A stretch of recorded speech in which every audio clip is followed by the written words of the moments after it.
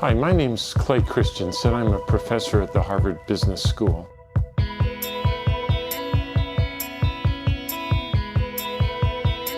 I brought with me a set of puzzles, all related to innovation.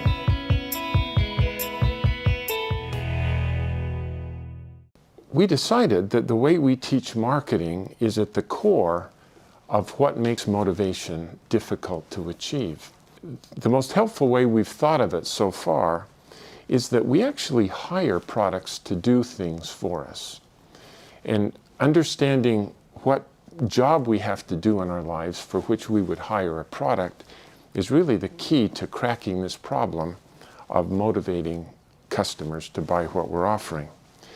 So I wanted just to tell you a story about a project we did for one of the big fast food restaurants. They were trying to goose up the sales of their milkshakes. They had just studied this problem up the gazoo. They brought in customers who fit the profile of the quintessential milkshake consumer. And they'd give them samples and ask, could you tell us how we can improve our milkshakes so you'd buy more of them? Do you want it chocolatey or cheaper, chunky or chewier? They get very clear feedback. They would then improve the milkshake on those dimensions, and it had no impact on sales or profits whatsoever. So one of our colleagues went in with a different question on his mind, and that was, I wonder what job arises in people's lives that cause them to come to this restaurant to hire a milkshake. So we stood in a restaurant for 18 hours one day and just took very careful data. What time did they buy these milkshakes? What were they wearing? Were they alone?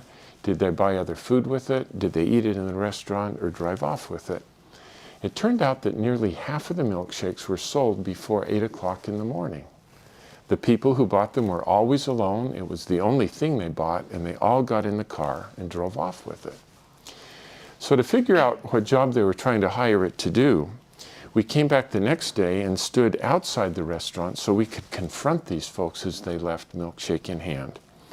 And in language that they could understand, we essentially asked, excuse me please, but I got to sort this puzzle out. What job were you trying to do for yourself that caused you to come here and hire that milkshake?